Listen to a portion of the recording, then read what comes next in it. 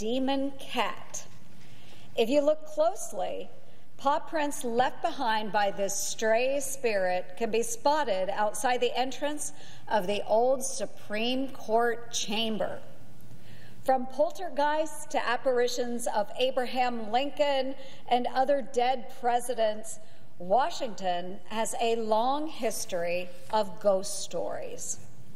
The city itself was transformed into a ghost town when government workers disappeared from their desks as a result of President Biden's lax telework policies.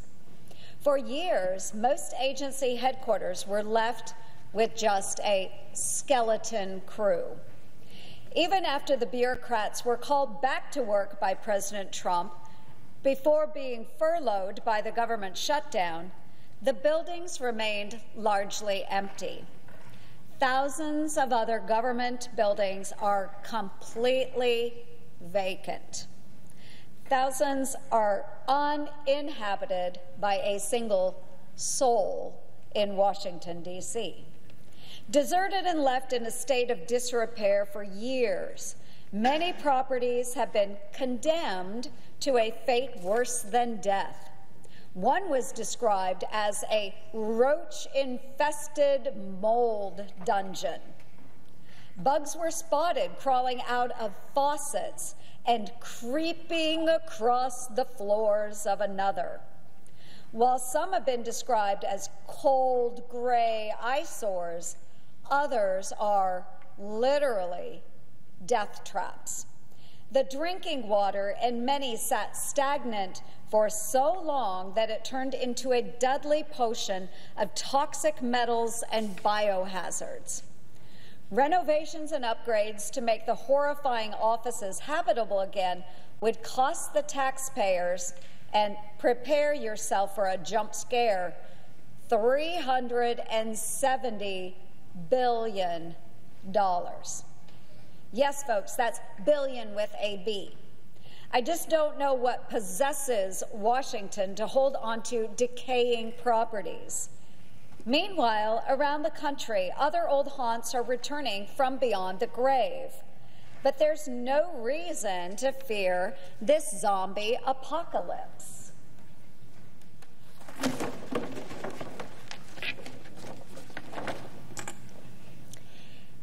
It's that time of year when boarded-up businesses come back to life as spirit Halloween stores.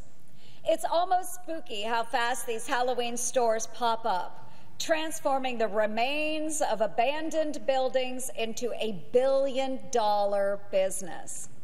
Spirit Halloween's successful body-snatching business model scares up a great idea for reviving the government's graveyard of lifeless real estate.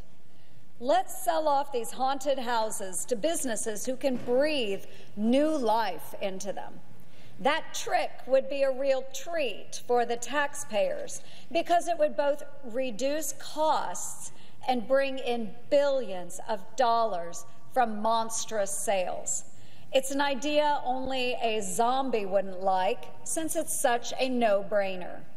My Disposal Act would fast-track the sale of unused, unneeded, and underutilized government properties.